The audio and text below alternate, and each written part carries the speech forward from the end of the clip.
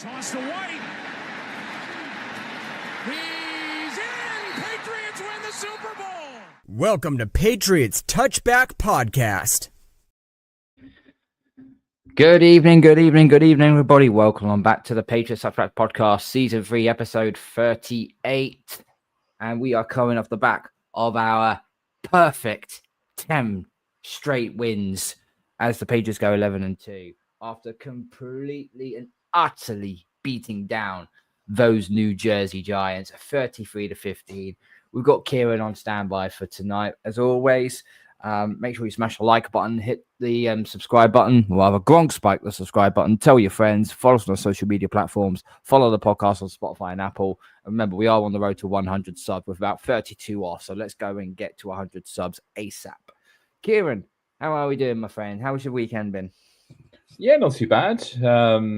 Yeah, pretty good. I'm a little bit annoyed with myself, though, because I know that you like your comical intros, intro videos, and a couple of them I've suggested this season. And I actually thought of one a short while ago, and I completely forgot to tell you about it. And Carl, you're a wrestling fan like me, and you'll remember back in, I think it was the 2017 Royal Rumble when Ty Dillinger entered at number 10, and he was called the Perfect 10, and everyone was just going 10, 10, 10. And I thought that would have been a really nice video to open with, seeing as we've now won 10 games in a row for the first time since 2015, and only the fourth time in the last 25 years, I think, that we've opened or we've had a 10-game win streak. So it's hard to be negative about anything at the moment, isn't it? But the schedule is just, they've had the easiest schedule in the NFL. No one cares. Anyway, with that being said, let's crack on with the show. We are sitting at 11-2, 33-15 on a Monday night. We all expected to go into this game. First of all, we will apologize for not being able to do a preview show for the Giants game last Friday. Struggled to get someone on, and it was just a bit of a mess. So apologize for the preview, but we're here for the review show, and it's going to be a good one to say the least, because the Monday Night Football game is scheduled to be our game before the bye. I'm looking at this game thinking this might be a scrappy game. 2017 to the Patriots, close game. We're just trying to get through 60 minutes and then get the hell out of there. Oh, New England didn't come in with any passion or gusto. They came in with absolute, utter violence in this game. And let's start off, right? Because we've got we're going to get the drives of the play of the game. So the Giants won the toss. They deferred. They gave us the ball first. I'm like, okay, cool. We'll get the ball first. Sweet. Go down to the other end. Only managed to get a field goal out of it, but it's points on the board. Okay, not a bad start. Let's get a 3 and out. We get the 3 and out on the Giants. They go and punt the ball. And for the third time in his career, Marcus Jones has a 94-yard punt return for a touchdown. That's the third time he has done that in his career. The most someone's ever done it is like 5 times in their career. If the guy doesn't get all pro on special teams this season, then it's an absolute crime against humanity if that ends up happening. Marcus Jones is just becoming one of my favorite players. It might just be simple special teams, but that guy is just so good at what he does. It's one of the best returners, we've had for a long time. Definitely one of the elite returners in the league. And I think that's now 6 career touchdowns, which is, pretty good going. He's now had a touchdown in back-to-back weeks. Obviously, we had the pick 6 against Cincinnati and then the punt return against the Giants. And yeah, it set the tone, really. I thought this was probably the most aggressive, assertive, the most what's the word I'm looking for, urgent start we've probably had for a long while. We've all spoken about this season, the inability to be able to prevent a touchdown on the first drive in most games. and slow starts on offense, particularly last week against Cincinnati, where we were kind of in our shell a little bit, and Drake was really, really off.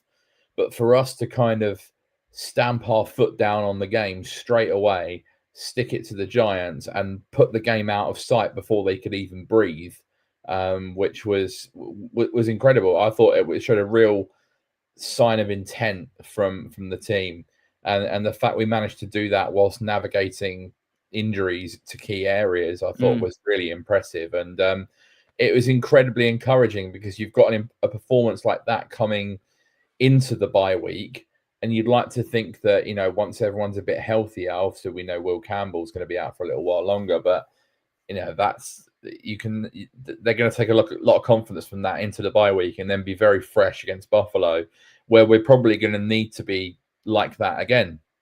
Really impressed. Set the tone early.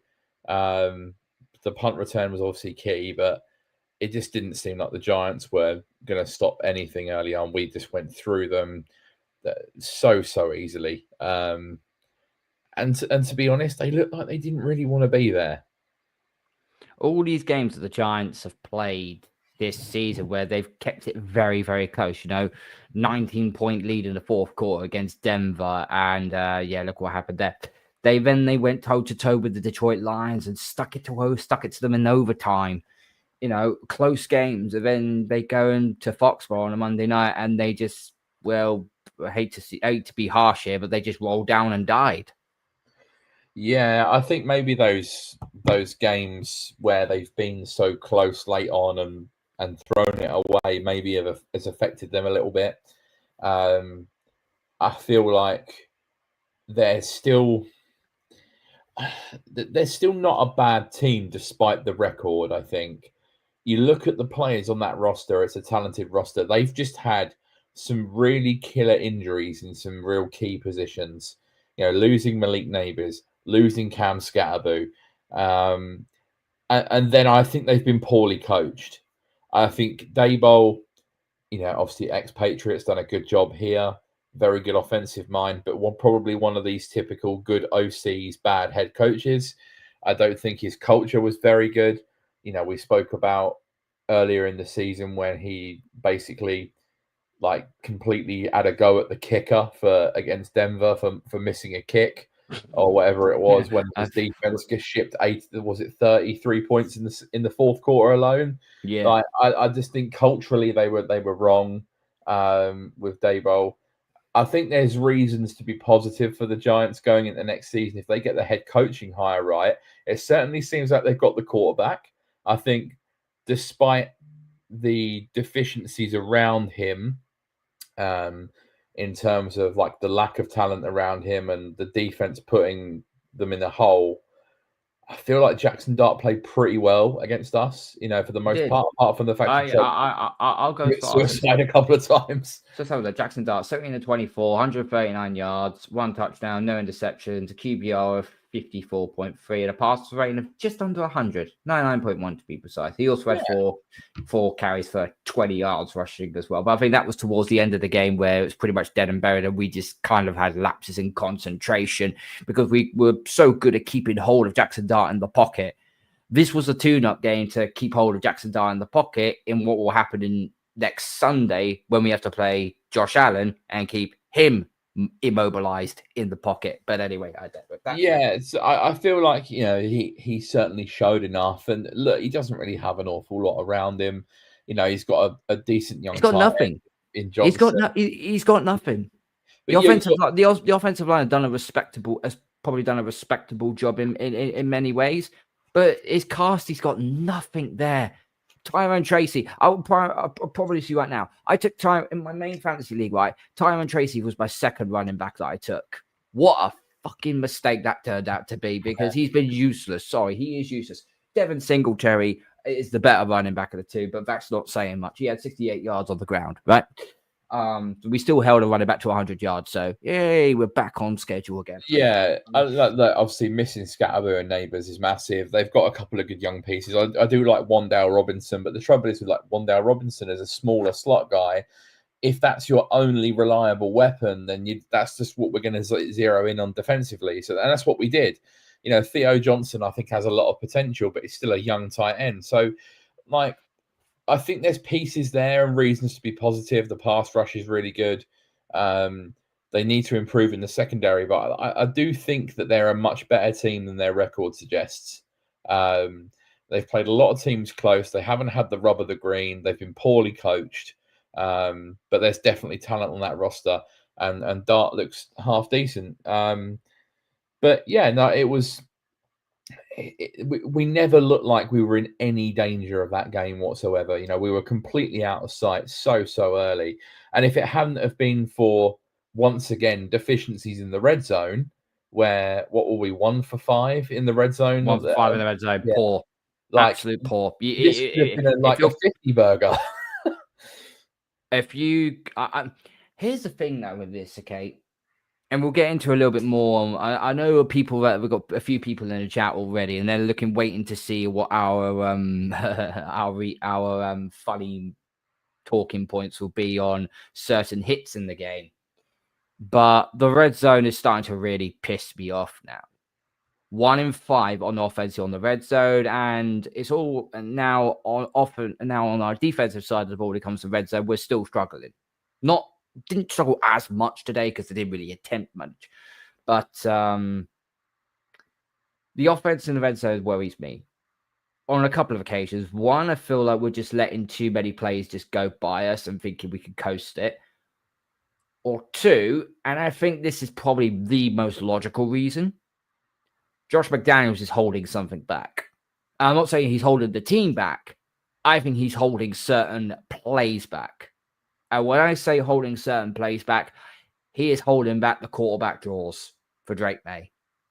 Because at some point, I think we are going to start seeing that. Here we are now, week 14 now in the NFL. Week 14.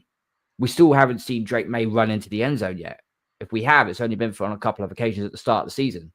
We haven't seen him do it since because he had fumbling issues and people were worried he might get hurt.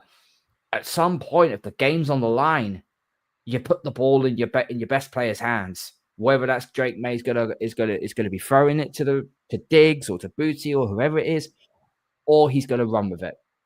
And at some point, I think Josh McDaniels is slowly going to build that into it, especially with these next 2 games coming against the Bills and the Ravens. Because at some point, if we can't punch it in, there will come a time where Drake Maye is going to have to punch it in himself.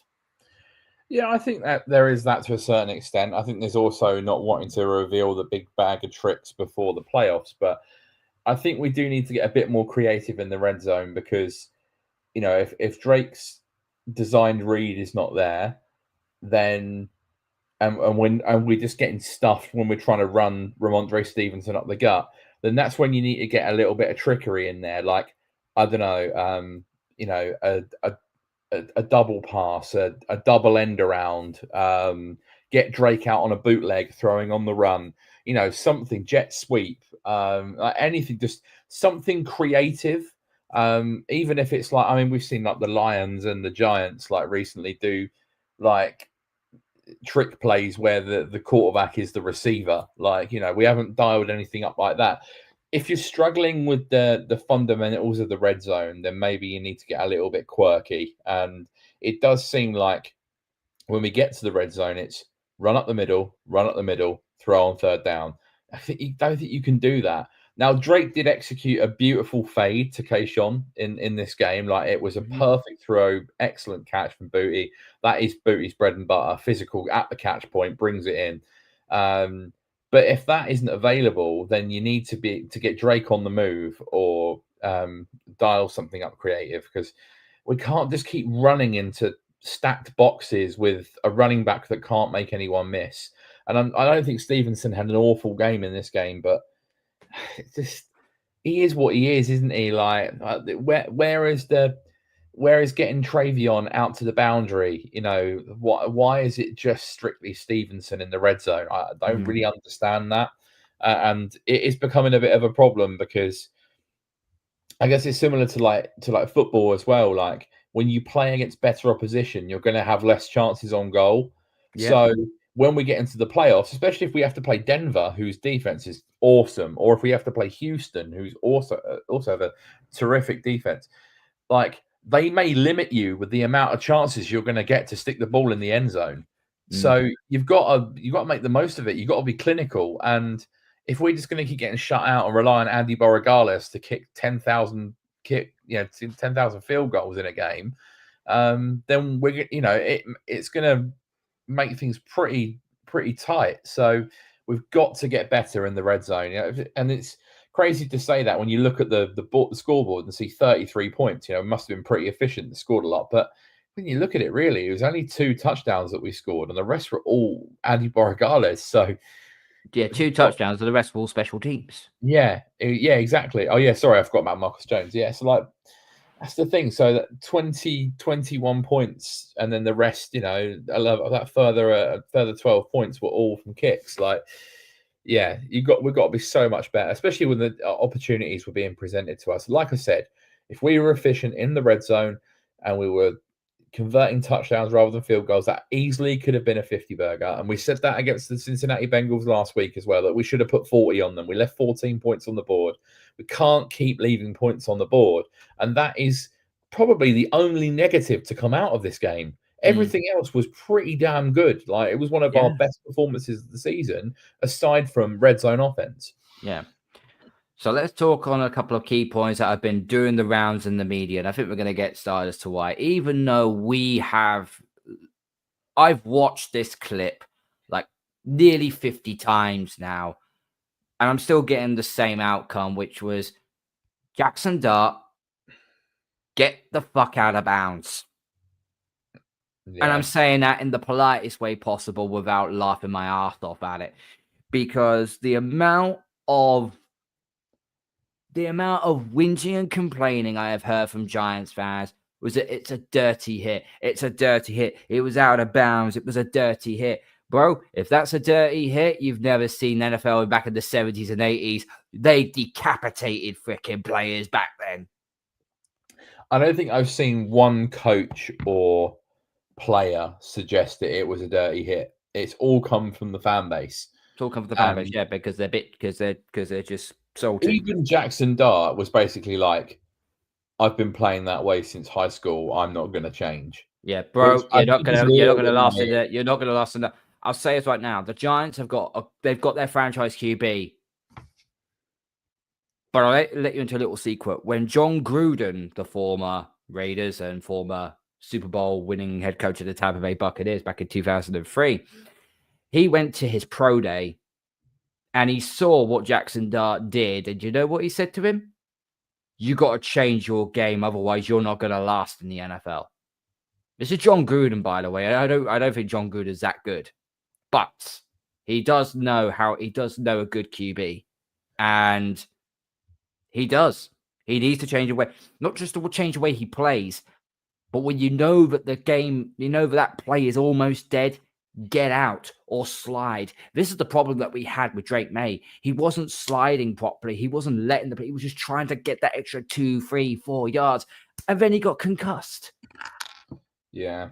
And now ever since then, he stopped doing that now. He now slides. He now gets down well. He knows when the play is up. That's what, if Jackson Dart gets that in his head, then he's going to be a very good quarterback for the foreseeable future. But my God, I mean, the Christian Ellis, holy shit, what a hit! Yeah, I mean that was like being speared by Bron Breakker, right? Another wrestler. That's a Bron Breakker spear. If anyone's watched WWE, anyone that's not watched wrestling, just type in Bron Breakker spear, and you'll know exactly what I mean. That guy, former college running back, funny enough. Mm-hmm. The speed he hits people with his spear in wrestling is ridiculous, and that was exactly like that. It was a spear. I just back to Jackson Dart for a second. I would almost be like, I'd say to him, look at what happened to Andrew Luck. That guy had the absolute world ahead of him. He was like generational talent. The guy was awesome. He quite easily could have led the Colts to a Super Bowl. He was that good. And his career was cut short before he was even 30 because he was hit so much. Now, that's a lot because of his offensive line was shit. That was why. Yeah, a lot of that was down to the fact the Colts refused to invest in their offensive line to protect him. And he took far too many hits, ended up getting some really bad internal injuries. as well as external injuries and whatnot. And he ended up, it costed him his career. Andrew Luck should still be playing in the NFL right now. Like, genuinely, he should still be playing in the league right now. He was drafted in 2012. It was 13 years ago. He'd be mid-30s, still playing in the league, still very effective, very good. But he lost his career because of that. So I would say the same to Jackson Dart. Like, look, you're a rookie. Like, you do not want to be retired in 5 years' time because you keep getting smashed like that.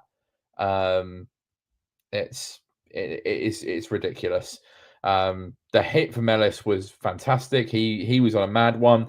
He was almost at the point where it was like he was going to get arrested for GBH at one point. He was just trying to smash everyone. He came out with a load of intent, but there's nothing wrong with the hit.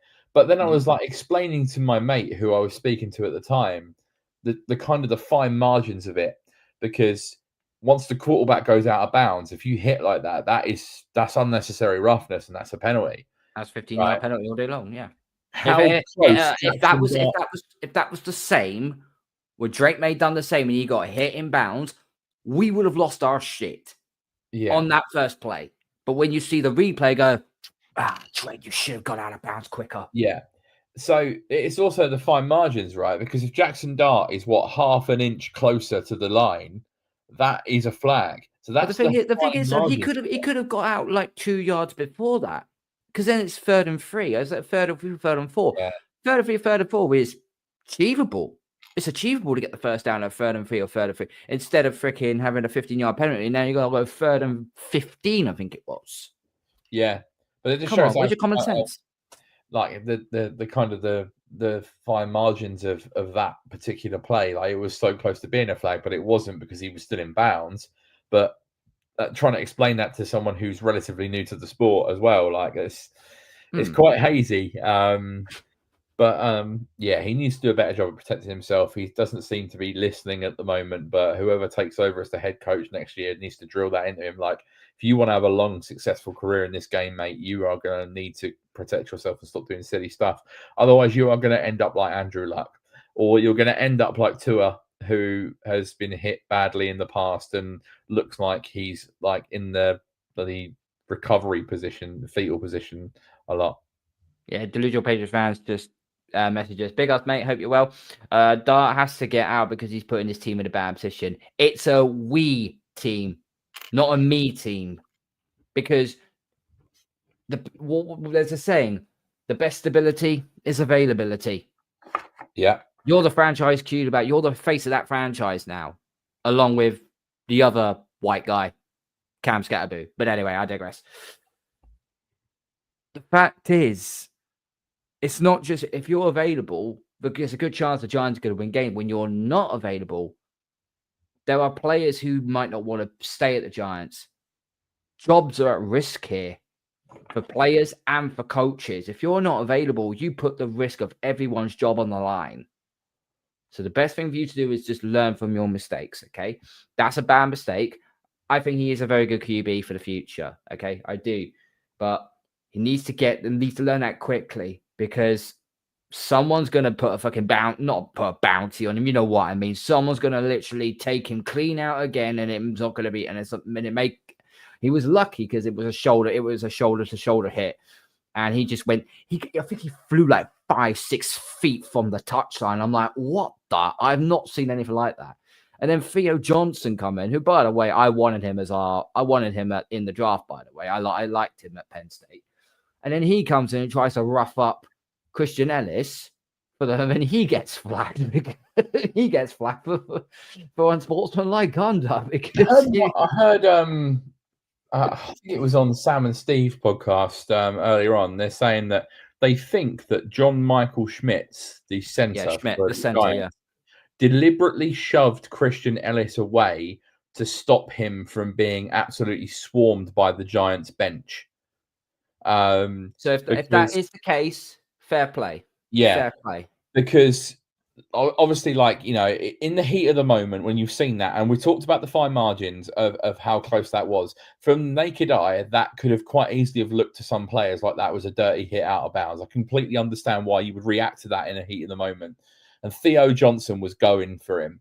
But if that is the case, John Michael Schmidt's to have that awareness to be like, I'm getting him out of here. So he shoved him out of the way to get him away from the sideline because it was on the Giants sideline. So like he might have done him a favor there by just saying like, go on, go. Like, because otherwise he would have been just like, it could have been worse in terms of like the brawl that broke out. And then you get flags involved, potential suspensions. Like you don't want all that to kick off. So, fair play to Schmitz. If that is the case, if he did intentionally do that, then he deserves a lot of respect for that. He does, definitely does. But also, going back to Christian Ellis, the hit was great. It was a solid, it was fair, it was legal, it was in the scope of the rules. That's all need to be said.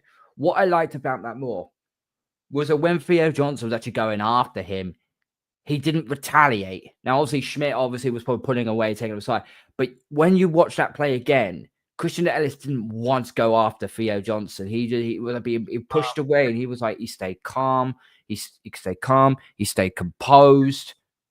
That is the definition of what good coaching is. When they're in the heat of the moment, when it gets quite fiery and intense, how do you calm them down? And Christian Ellis done that so well. That's down to the coaching of Vrabel. And I also think, like Vrabel referenced this as well in his press conference and said that almost gave the rest of the team a fire in their belly. Like, you know, like you're on Monday Night Football and playing live in front of the nation and all over the world. You've just made a massive hit on, you know, a young stud QB, and like that, and it's a big time stop as well. So like, yeah, you know, it fires up the rest of the team as well. It's almost like leading by example and you know, motivating other players when you get a big hit like that. So yeah, I think the team definitely responded to it really well. But it was just you know, part of the overall beatdown. It wasn't just Jackson Dart getting beaten down on that play. It was just kind of reflective of the game as a whole. Even so, right? Because that was his shot. Jackson Dart already had a warning shot earlier on in that first quarter, in that drive, where he almost got decapitated by bloody Harold Landry because he didn't get down quick enough. Yeah. So that was a warning to say, you better get down, mate. You're going to get hurt otherwise. And then Christian Ellis comes in on the next play and completely freaking sends him into the shadow realm. Yeah. And talking to shadow realms, Gunnar Olszewski, I hope he's okay. A former Patriot. Oh my word, that hit looked bad. Now, a lot of people, again, Giants fans, crying, bitching, moaning. We don't care. Was saying, oh, it's targeting, this, that, and the other. He is a runner. It is not targeting. There is a tweet which, if I can find it, I will try and bring this up. Bear with me 1 minute. Basically turning around and saying that it shows you the plays of how it all panned out and so on. It was just weird. It was just weird. It was just crazy. Where is it? Trying to find it now. But yeah, he basically gave into a long running detail of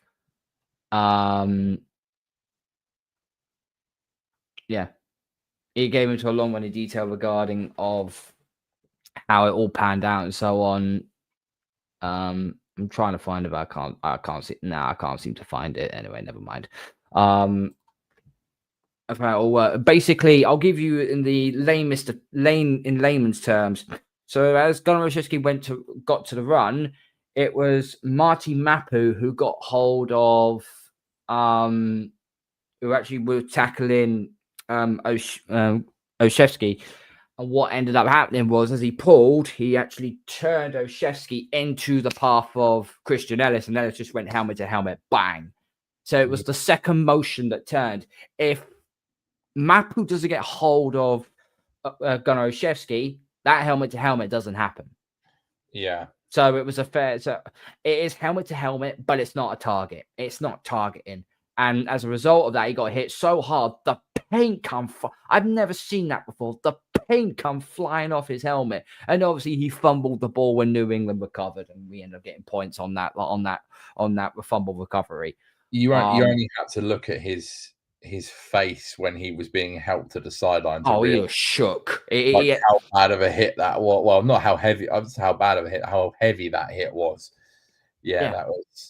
We saw the term of phrase. You get how you get your bell rung. Well, Olszewski more than got his bell rung. I mean, he should be back in 2 weeks' time, but that's a serious one. That is a serious head collision. So, and people have been saying, it needs to be banned, this, that, and the other. Here's the thing, though. They changed the kickoff rules for this specific reason, to stop getting all these concussions and these injuries and so on. But at some point, like any other rule, like any other thing that happens in sports or in everyday life, in 99% cases, there's always a 1% chance that something like that will happen. And in this case, this is the 1% that happened. It's a one-off. It's not going to cause... We might get one this Sunday. We don't know. But that's what happens in the NFL. It's not a contact sport. It's a collision sport.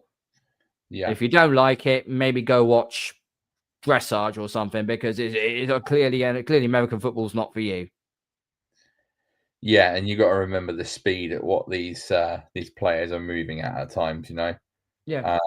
It's sometimes in excess of 20 miles an hour, and the way they move, and that's why it's always annoyed me with the comparisons to rugby, because rugby is all like tackle below the waist, and yes, okay, rugby's physical and tough and whatnot, but like rugby players don't move and hit at the speed and the momentum and with the aggressiveness that American football players do. So, I would say our Jamie Gillan now, but unfortunately he's Scottish as well. And remember, Scottish rugby players can't tackle for shit. Anyway, and did you mention Boutte got a touchdown? Didn't you? Yes, he did. 1, 2, I got big,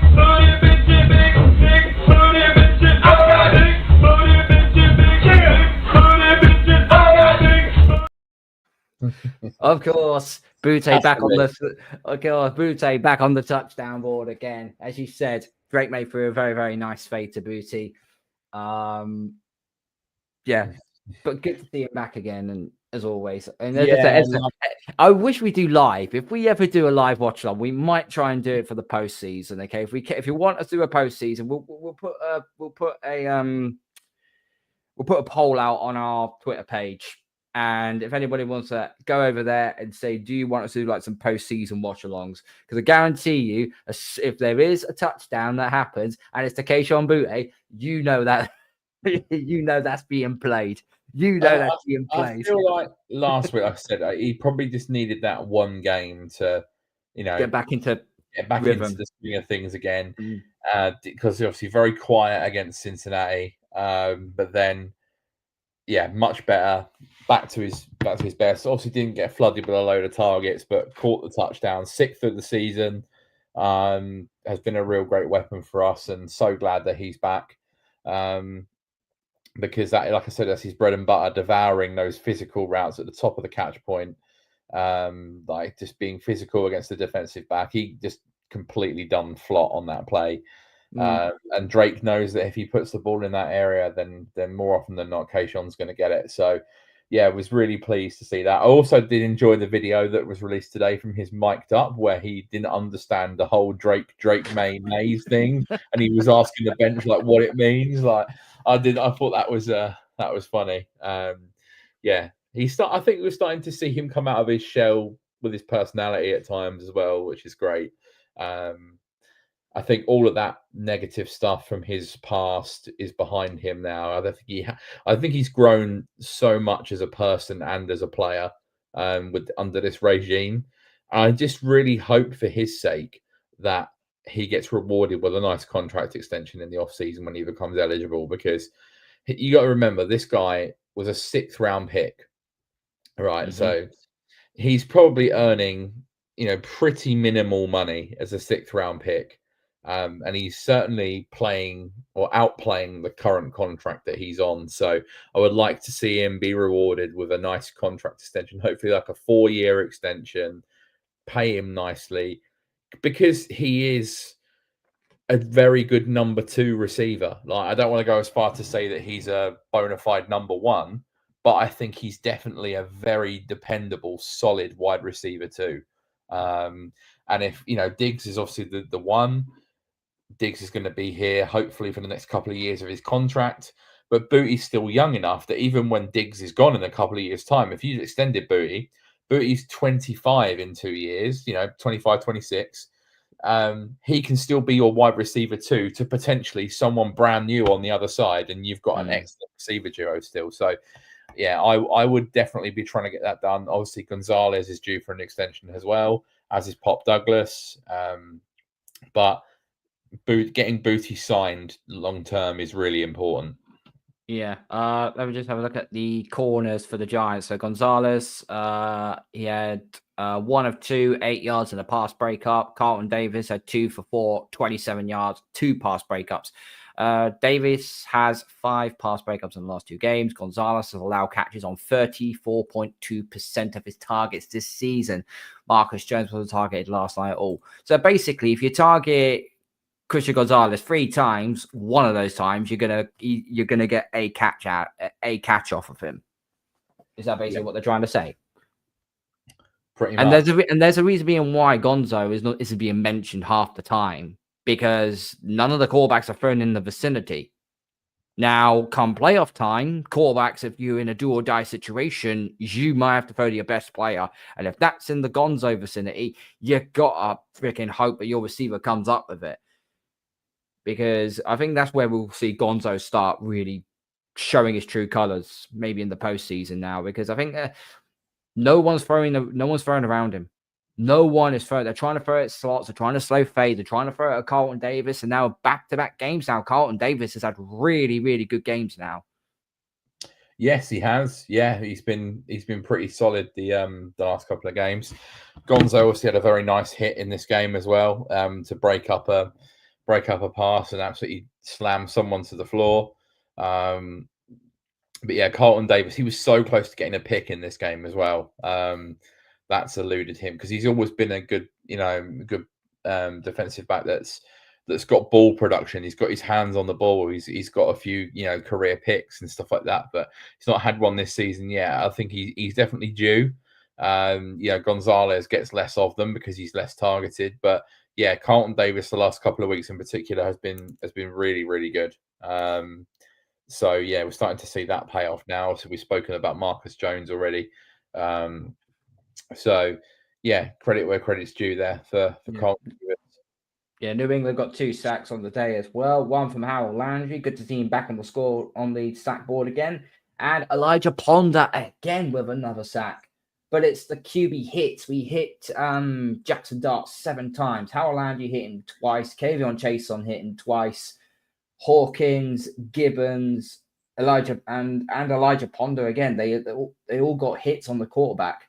So again, good pressure work again from the interior defensive line. Consider the fact we've got no Milton Williams and no Chris Tonga. Yeah. Obviously, Tonga was out. I think Elijah Ponder has been a real gem so far. A UDFA. Obviously is playing over Swinson, who is a draft pick at a big SEC school. Ponder's come from a small school at Cal Poly. And since the trade deadline, where everyone was expecting us to add a pass rusher, he has 3 sacks in 4 games. So he's really coming on now. Really good to see from Elijah Ponder. Also, another great game from Corey Durden. Yeah, like this, even though the box score, gem. The box score doesn't state it though. 2 total tackles, 1 solo. So he didn't do much. But the thing was though, it was always next man up, because obviously Milton Williams is out injured now until week 17 against the Jets. So it was down to Corey Durden.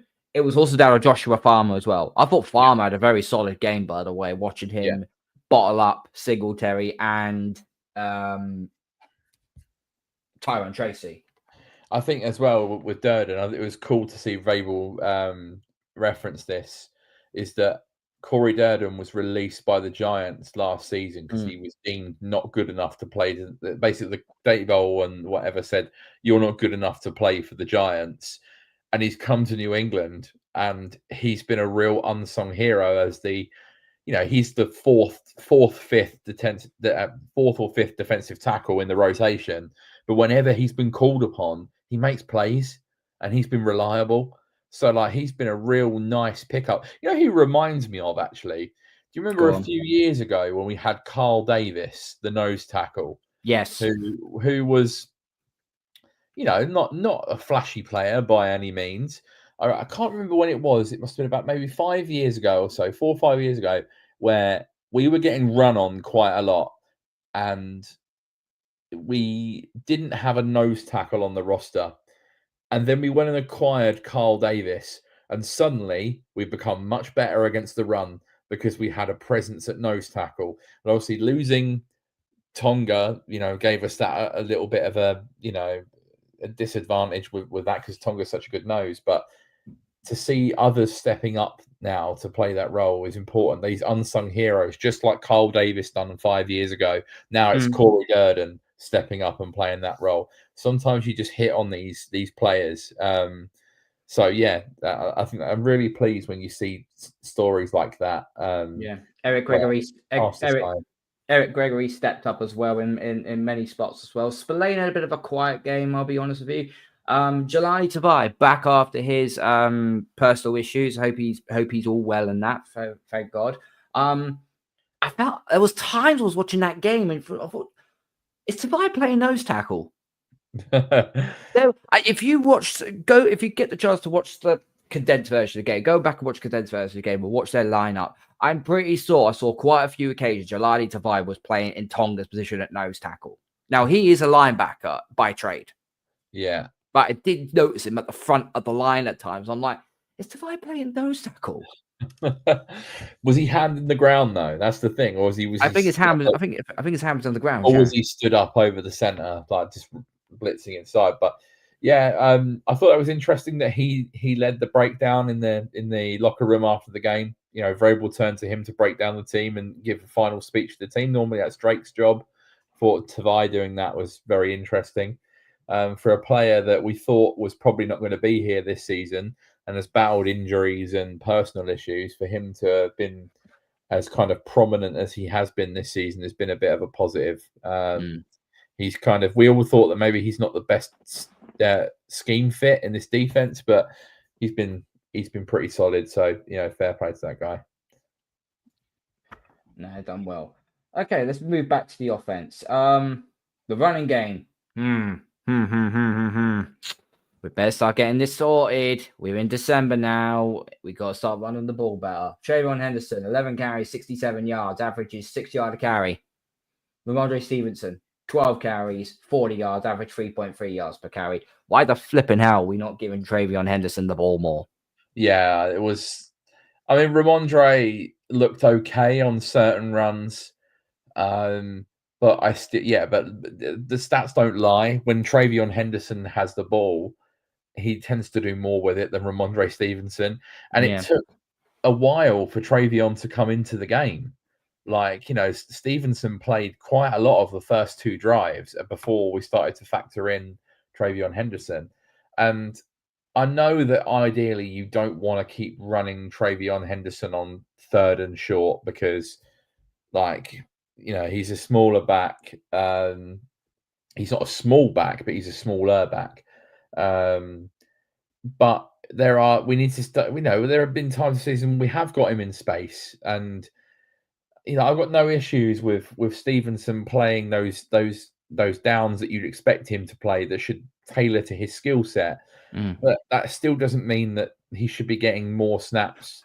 Or how many carries do you have? 12. 12 carries, yeah. So he had 1 more carry than Trayvon Henderson. So it was almost a 50-50 split. That should not be happening. It should be 70-30 in Trayvon's favor at the very worst. I honestly would only use Ramondre Stevenson and goal line in red zone situations because short yard. Trayvon Henderson's gonna it's a speedster, so he'll just run, and that will chase them down. They'll get tired when they realize Stevenson, and they're like, oh god, now we've got to put more men on this guy. The confusing thing about it is whenever, like, you know, a couple of weeks ago when we were forced to give Travion basically every carry in the run in the backfield, he looked good with it. Like he can do it. So why we're now sort of saying, okay, now we're going to split carries? I don't really get it. I would save the 30-30 for 70-30 for playoffs. If we want the number one seed, we're going to have to do a bit better than that. Not against the New York, not against the New York possibly. Giants. I mean, we might find he might have a lot of joy against Buffalo because their run defense is absolutely terrible. So is the Giants, which Can I throw a stat out with you? Because I've just come across this on Twitter. Patriots all-time rushing yard leaders, right? Number one. You saw this. Ramondre Stevenson is number 7 on this list, behind Sam Cunningham, Jim Nance, Tony Collins, Curtis Martin, Kevin Falk, legend, and Don Calhoun. Yeah, I think there's a lot of context that needs to go into this, right? So even if you look at the last 15 years of Patriots running backs, so like Danny Woodhead, Ben Jarvis, Green Ellis, you know, they were never going to get anywhere near that. Because it was a split. Danny Woodhead was a pass catching back. Stephen Ridley was pretty solid, but didn't have that long of a career. Vereen and James White were both primarily pass catching third down backs. Garrett Blunt. LeGarrette Blunt was a short yardage back, scored a lot of touchdowns, but never really put up a lot of like rushing yards.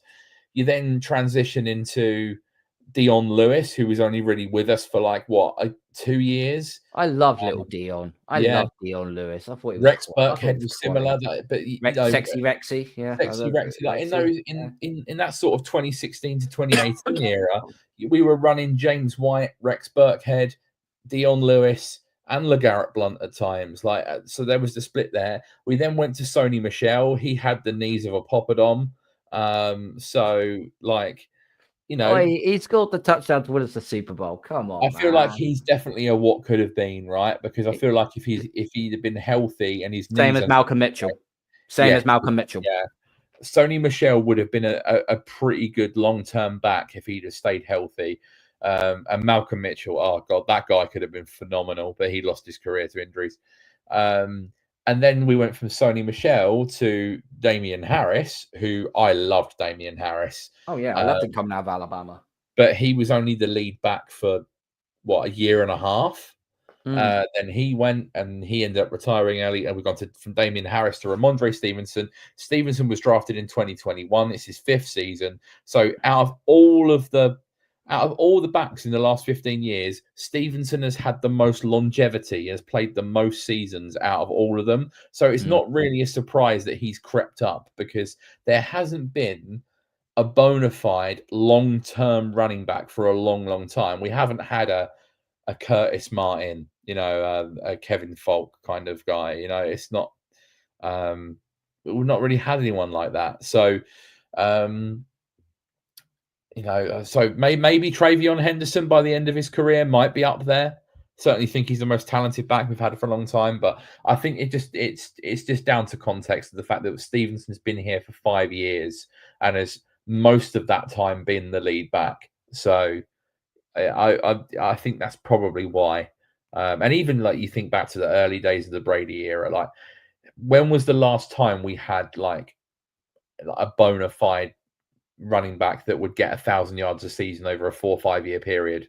Stevenson's only got 3,000 career rushing yards or whatever. That's not really a lot, so when you think about Saquon Barkley and he put up 2,000 in one season. So yeah. And yes, I agree with this comment from Delusional Patriots fan. Damian Harris was the guy. That guy was a stud. We lost him far too early. So we got a comment in from SV Vintage. Big up, mate. International fans. Love it. Keep it up, boys. Passing through now, sending a sub. Great knowledge. Thank you much. Thank you very much. Okay. We've gone through 49 minutes. We haven't even mentioned our quarterback. We've not even mentioned the O-line. I was waiting for the O-line to come up. Oh, okay. Well, can we talk about the quarterback first? Because another stellar performance from Drake. 24, 31, 282, 18. That last one, that touchdown that got negated due to offsetting penalties, that fucking annoyed me because that's 300 yards. That's a 300-yard game right there. And I was fuming. 24-31, 282, 2 touchdowns, QBR of 68. Let's give him 68 and a passer rate of 126. He's in very good company with this passer rate and completes 35% of his throws. He's in with the likes of Brady. He's in with the likes of Breeze, with Rodgers, with Brett Favre. He's in a heck of a good company right now, and he's performing at a very, very, very good level. He ain't scared to throw it deep. He picks his distribution on Next Gen Stats was just absolutely it's just floating everywhere. Even your number one corner, he's throwing it at your number one corner, and he's still getting it to Diggs. Which, by the way, we're talking receivers. Hunter Henry had the day of 4 receptions, 73 yards. Okay, if he got the touchdown. If he had the touchdown and did get negated, guess what? He had a 100-yard gain. I can't remember the last time Hunter Henry would have 100 yards receiving and a touchdown, but he only got 73 yards. Ramondre Stevenson had 3 receptions for 40 yards. Yeah, that was on that busted coverage very late in the second quarter. Boutte 4 receptions, 35 yards and a touchdown. Demario Douglas 3 receptions, 33 yards. Stephon Diggs on his birthday 3 receptions, 26 yards. Yeah. Matt Collins, 3 receptions, 23 yards. Jalen Henson, 3 receptions, 19 yards. Why have I left the last one out? Because it was 1 target, 1 reception, and it was the bomb to Kyle Williams. So there we go, delusional Patriots fan. I haven't left Kyle Williams out. I just left him till last because that was beautiful. It was glorious. It was glorious. The release was glorious. The throw was glorious. The catch was glorious. It was tremendous. That's what we've been wanting to see more of. Kyle Williams has definitely done more in 2 plays than we saw out of Polk and Baker last year. Definitely looks like a much better player. And you want to see more plays be dialed up for him because he's shown flashes. He's not on the field an awful lot. He doesn't get targeted an awful lot. But when he does, this is the capability he has. I thought that was a MVP level throw from Drake. Like that was when you watch the all 22, to see it from behind, that was outstanding. The accuracy, that the ball placement was out of this world. It was in the position. It was in the vicinity where only Williams was going to get it. Yeah, and if he wasn't going to get it, it was just going to go incomplete. Yeah, corner had no chance. And it was fantastic. But the best player of the night, I thought Drake was flawless. Like I genuinely cannot fault him for anything. I thought his elusiveness to pick up some blitzes was really good. He was accurate. He was on time. He started the game well this week, which was not the case last week. Obviously, it's a shame he didn't have the 300-yard game that keeps eluding him, but he played pretty damn flawlessly.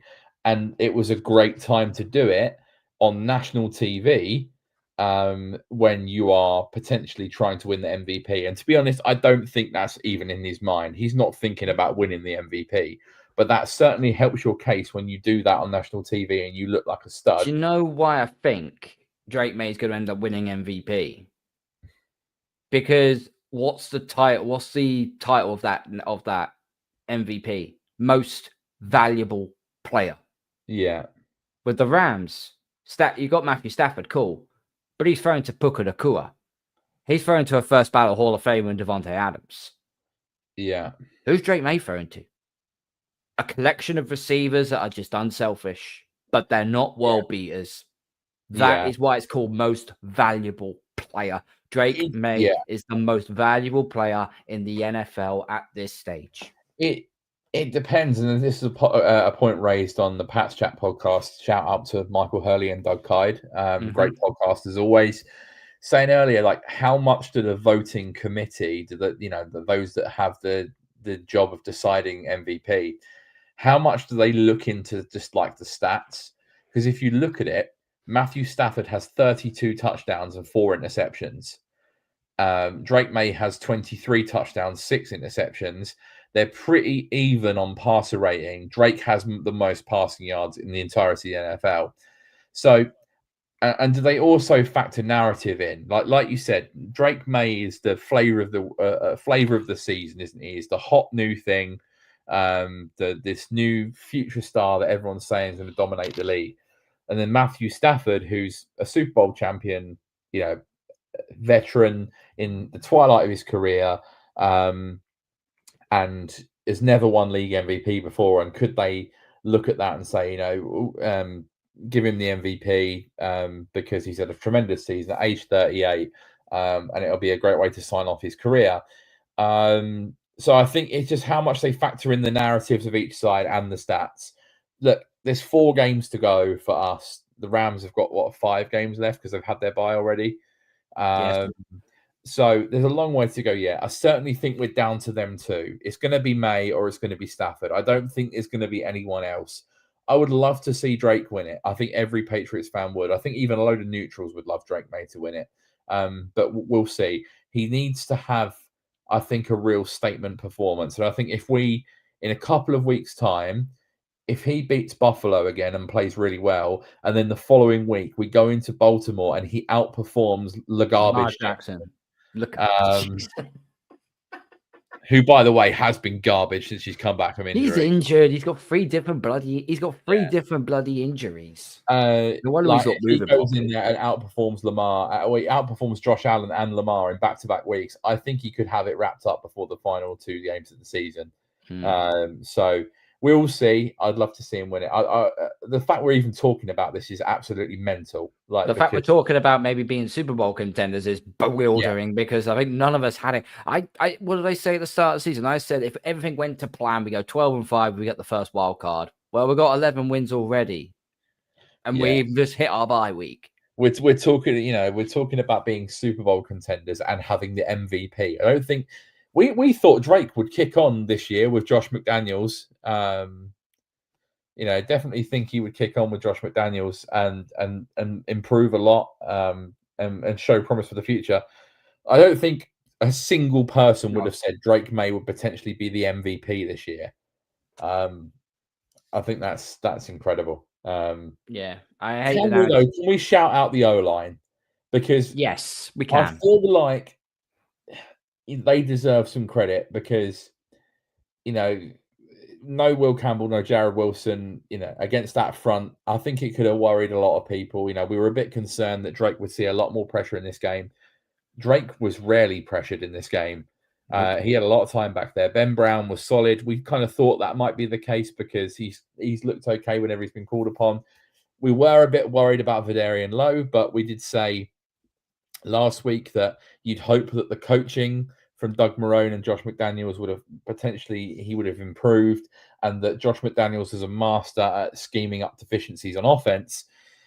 And then they were just flawless. Like genuinely, I think I got a thing here. Vidarian Lowe, 38 pass block snaps, no sacks or hits, only allowed 3 pressures, which not too bad. Pass block efficiency rate of 95.8%. Did have 3 hurries? Was not flagged once. He had 3 hurries, which is basically saying your QB's going to get hit if you're not careful. So Doug Kyer put a tweet out saying Patriots are offensive line per PFF charting. Vidarian Lowe 2 hurries, Ben Brown 1 hurry, Garrett Bradbury clean, even though he did have a penalty. Michael Nwenu 1 hurry, Morgan Moses 1 hurry as well. Drake Maye didn't get sacked. Drake Maye got sacked 3 times. But none of that was due to the line. That was due to him stepping. I always say if you get sacked behind your line, it means your offensive line hasn't done their job. If you get sacked in front of the line, that basically means you made the decision to step out of the pocket and try and get more yardage than you should have done. You just got taken down behind the line of scrimmage. Yeah, exactly. The line did it. And so, do you know what? And we really have ripped the shit out of Vidarian Lowe on this podcast. But you know what?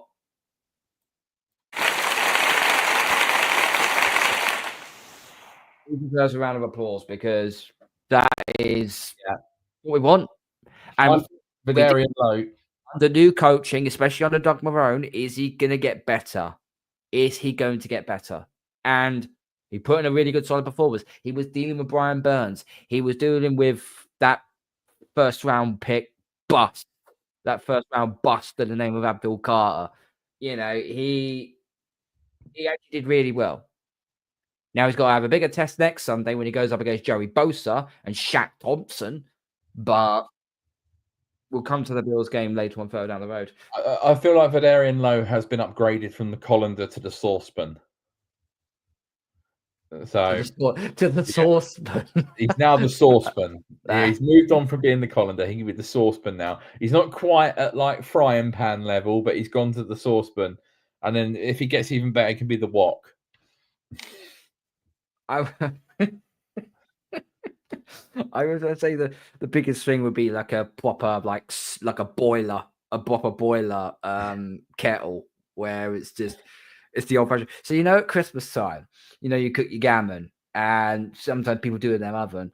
My mother, God bless her, she gets her gammon. She does the cola, ingredients and that for the recipe and so on.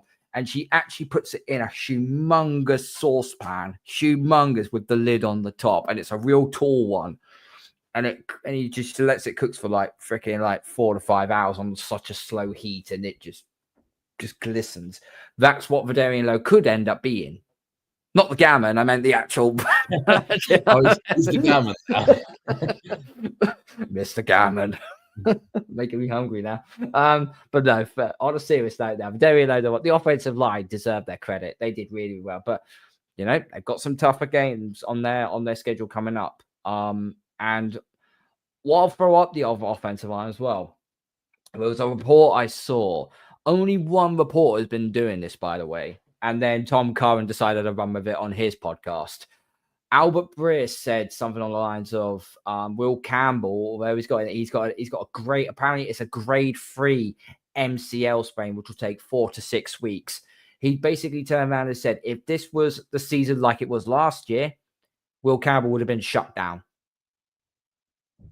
Yeah. Well, it would have been shut down anyway, because obviously he's going to miss most of the rest of the regular season at 6 weeks' time. So at best he might come back is the Dolphins game,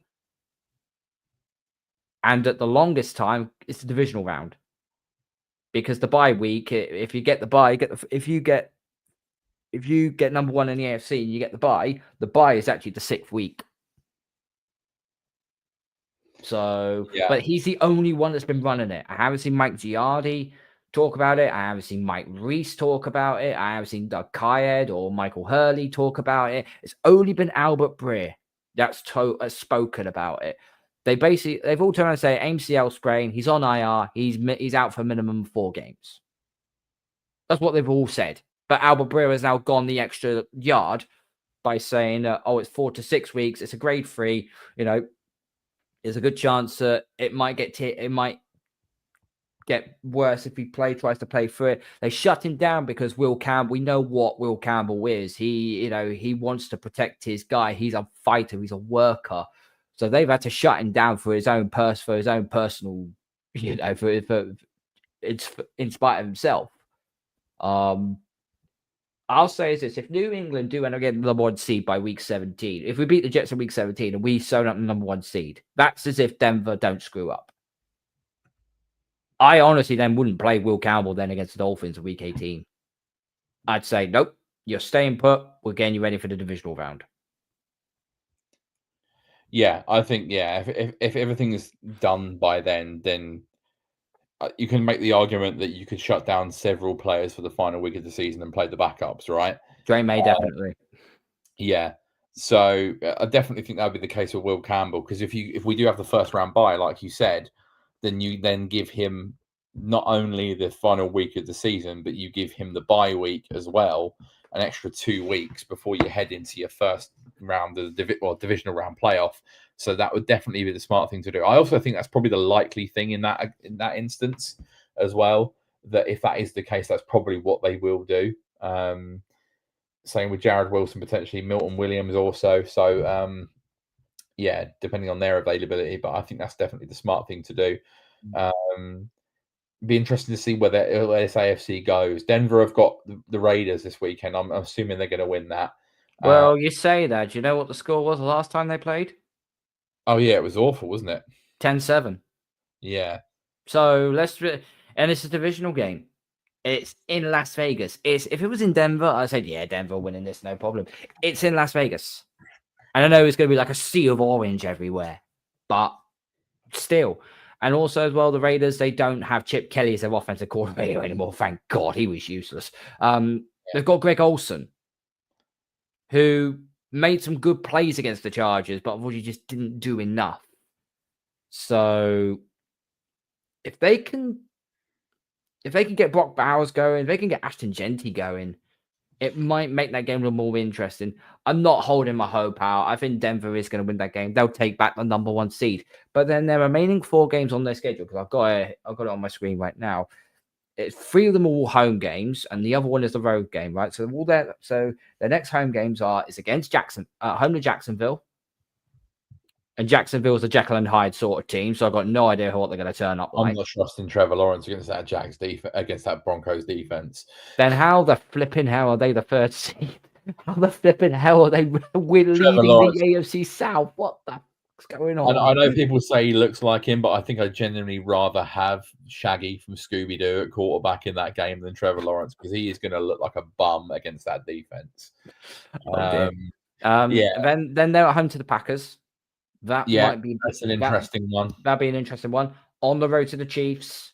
Also interesting if they're fighting for their lives. Yeah. And then home to the Chargers. Also an interesting one. Yeah. So they're going to be playing all their starters then for their final 3 games, unless we capitulate. But I'm going to throw something out here right now, and I hope that David and Nick are not listening to this. I will throw this out there. Do you know what Mike Vrabel's record is as a head coach when coming off a bye? I don't know.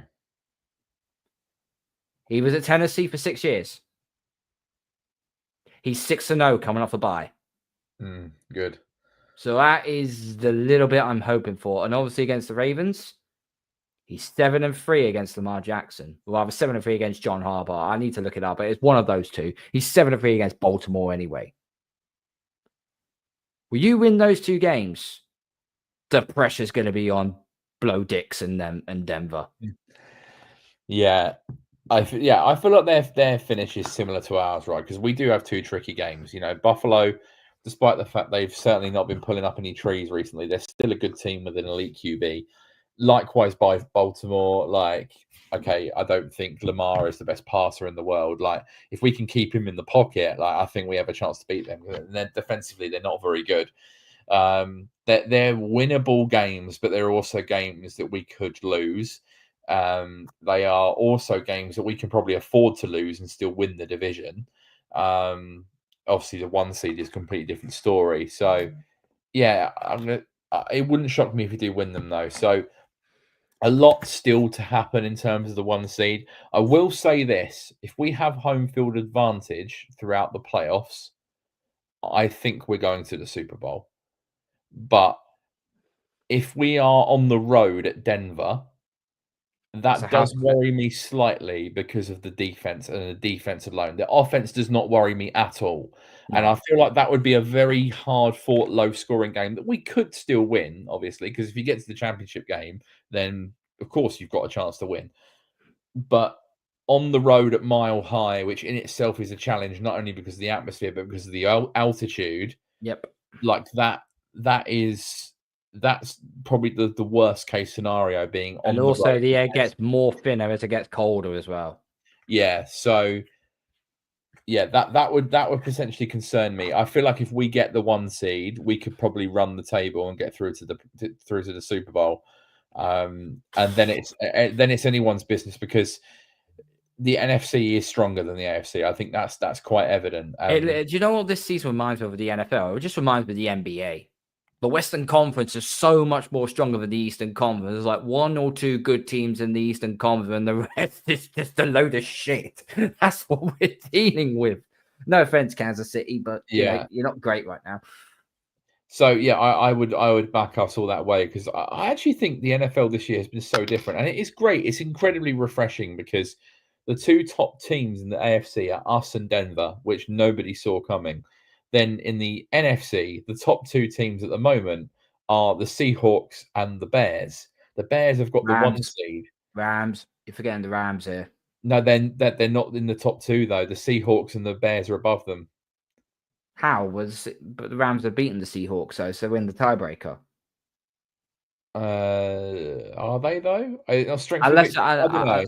I don't know. I thought the Seahawks are the higher seed. I might be wrong. But anyway, let me have a look. Sorry, nobody would have said, even just using those 4 as an example, nobody would have called them potentially being the top 4 seeded teams in the entire NFL.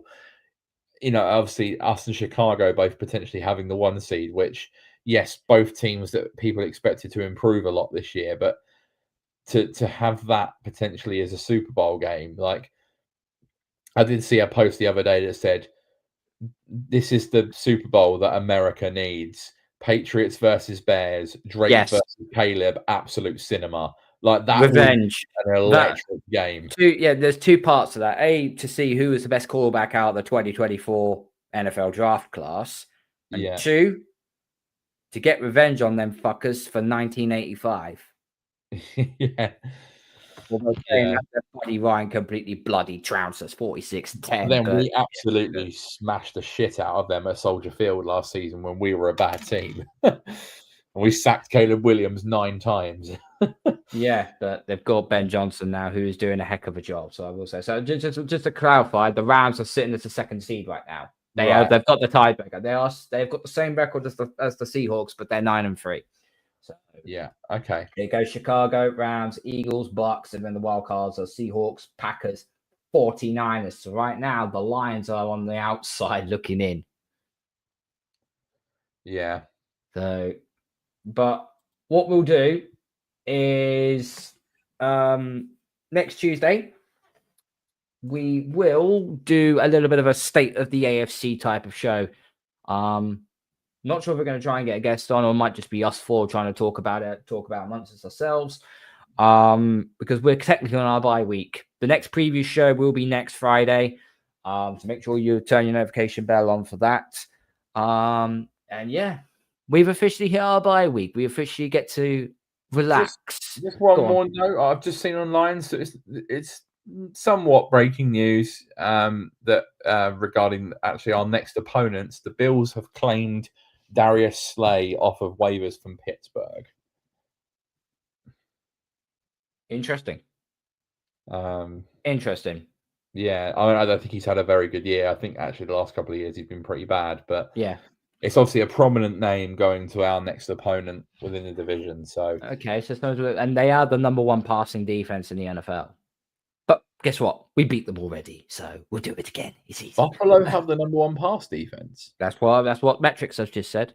Really? That really surprises me. I don't get me wrong. I really liked Maxwell Hairston coming out of Kentucky, and like they've been a lot better since he's come into the team. And of course, they have who's the other guy on the other side? Benford, who's pretty good. But yeah, interesting that Slay has gone there.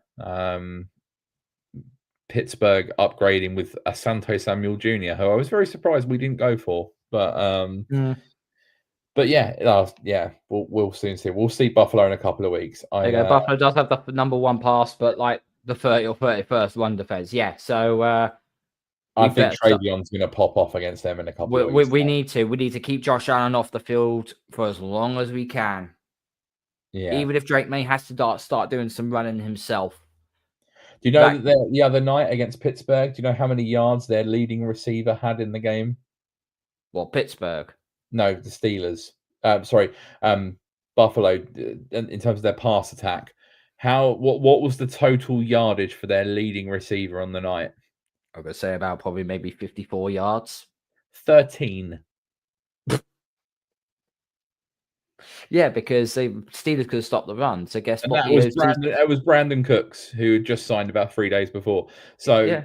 They as much as they have Josh Allen, their passing game is way off it, because they just, like, Shakir's an okay slot receiver that will occasionally have big games, but Keon Coleman is not great. Brandon Cooks is where he is at his stage of his career. They have a serious deficiency in the passing game. So we're gonna, it's almost like we said against like the Jets, isn't it? It's like, you almost want to sell out to try and stop the run with James Cook and Josh Allen to see if they can beat you over the top. So yeah, we'll see how we approach that. I'm looking forward to that, but I'm feeling more and more confident by the week now that we can win these 2 games coming up. There's no reason to think that we can't, and I would love it. I mean, like, obviously you want to beat Buffalo because it pretty much division's done, right? We beat Buffalo in 2 weeks' time, division's done. So as a company stand right now, we have what, a 3-game lead over them currently? Potentially. But if they lose to Cincinnati this weekend, I think, isn't it mathematically over anyway? No. It's a 3.5-game lead as it currently stands right now.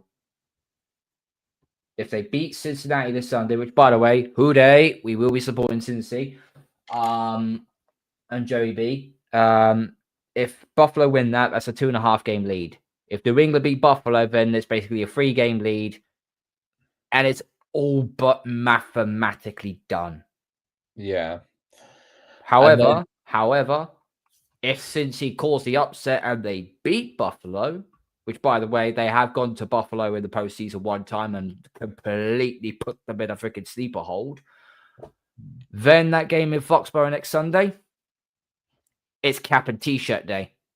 And you know Mike Vrabel is going to be all over them players. Yeah. Yeah. So, obviously, that's the next game. That's very important. He's going to be so good. Cincinnati needs this game for the postseason. They need to win out. Yeah, need to win out or they're done.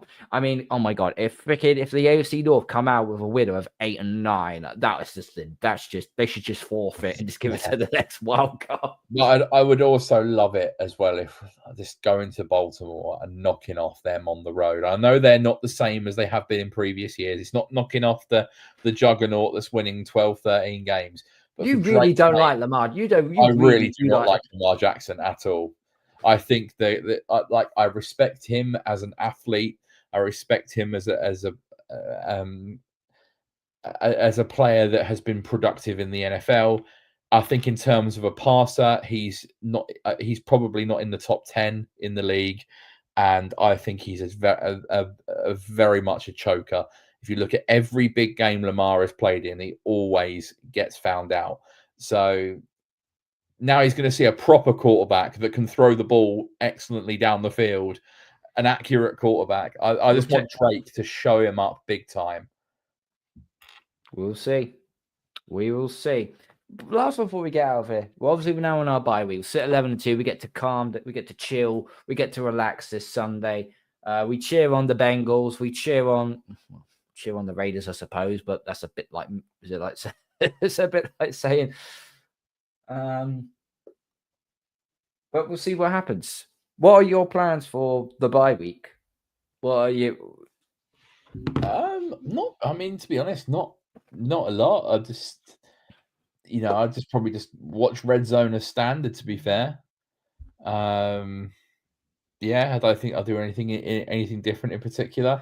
Obviously, it's been a bit nicer to have some primetime games. Although I'm not going to miss the kind of up till 4:30 a.m. Watching the games. The rest of our games for the season before we get to the postseason are going to be at an acceptable time, you'd think. So, yeah, I'm just going to enjoy watching the games, and hopefully Cincinnati will knock off Buffalo this weekend and put us in an excellent position going into the game. Yeah, hopefully. Yeah. I'll be watching a bit of Red Zone on Sunday a little bit. My trophy's on the line big time now. I lost. Can we also, just before we finish this podcast, here we go. Carl has been giving it large about fantasy all season in our podcast league, and Will Campbell's Soup, that is my team, Will Campbell's Soup knocked off Kiss My Boutte at the weekend. Thank you very much. A good night. And I politely say, go fuck yourself.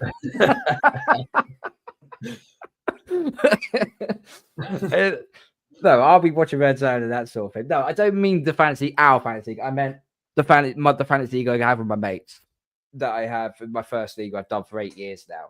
I'm now 6 and 7 now. I've got to win out and I need help along the way. Otherwise, I'll make it the postseason. So just on our fantasy league, our Patriots touchback league, right? So, Carl, you have clinched the playoffs already because you're 10-3, right? Woo-hoo. And there's only Is there only one more regular season week left before we hit the postseason? I think there is, right? Yeah, because our stupid commissioner decided, oh, I know, we'll play week 18 as well as a second leg final. What moron does that?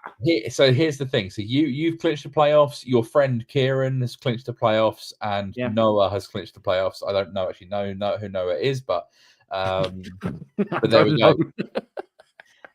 But currently, is one more playoff spot up for grabs, right? Which is currently occupied by my good friend Gio, who is actually a Carolina Panthers fan, but he got invited into our league this year because we needed to fill a space. So he is currently 4th in the final playoff spot with an 8-5 record. After my victory against Carl last week, I am 1 game back with a 7-6 record. And do you know what the matchup is this week? Me versus Gio. Winner takes all for the final. Are you projected to win, though? I am, actually. With a 66% win chance, apparently. Okay. So let's be real. The only reason why you beat me last week was because Jackson Smith and Jigba dropped an absolute stinker. Yes. And he's the number 1 receiver in the NFL currently right now. So guess what? This also reminds me, Carl. This is not our league. I need to show you this actually because I know you love a bit of fantasy. So this is my work league, right? Where are we? I need to look at the scoreboard. I'll show everyone on the screen if I can. NFL Week 13. I pretty much had almost a 90% chance of a loss, right? Against one of my work colleagues. I am Maye. I was down by 11 points with just the Patriots defense to play. And that sack at the end of the game by, I think, Elijah Ponder made the Patriots defense and special teams. Look up, Carl, look at the screen. That was the victory. That sack scored me an extra point, which carried me to victory. Oh, my word. The Patriots DST coming in clutch at the last second to win me that. Yeah, I need to take out my kicker because Beauregard is still on a bye. So, yeah, I got to find a kicker. That'll be easy to work out anyway. Okay, right. Enough about round. We've done an hour and 20 minutes. Let's get on out of it. Let's enjoy our bye week. Let's have a little bit of relaxation. We're going to be back on Tuesday night for the State of the AFC show. We'll go through all the playoff teams in question and who. We'll go through all their scheduling, and we will see if we can manipulate a way and can the Patriots get the number 1 seed. I think me and Kieran certainly seem to think it can happen. Will it? We don't know. We'll find out. But thank you everyone who's been watching. Thank you everyone who's been listening. Please enjoy your bye week. Chill and relax. Go support Cincinnati. Do not beat the Bills. Smash the like button on the way out. Gronk, spike the subscribe button. Tell all your friends. Follow us on social media platforms and follow the podcast on Spotify and Apple. We're on 69 subscribers now. Can someone please to get off the number 69 because that's a bit dirty. So can we please? Can I just say it's better than that? I'm not going to say it. I'm not going to say the 2 numbers, but it is better than that silly fucking trend that's going on at the moment with 2 particular numbers that makes absolutely no sense. So I'd rather 69, Gronk's favorite number, than that silly bullshit. It is indeed. So yeah, we're getting on there, guys. Thank you everyone for watching, and we will see you next Tuesday for a little different type of show. What? See you next Tuesday. Sorry, that wasn't. Oh, I now know what you meant. Now this has been a fun show. Yeah, I've enjoyed this. This has been off the rails. Anyway, we're gonna go out of here. Good night. God bless. Go Patriots. And Kieran, one thing. I'm not going to do the old mantra. Let's do the new version. Shall we do this? Pats on 3. 1, 2, 3. Pats.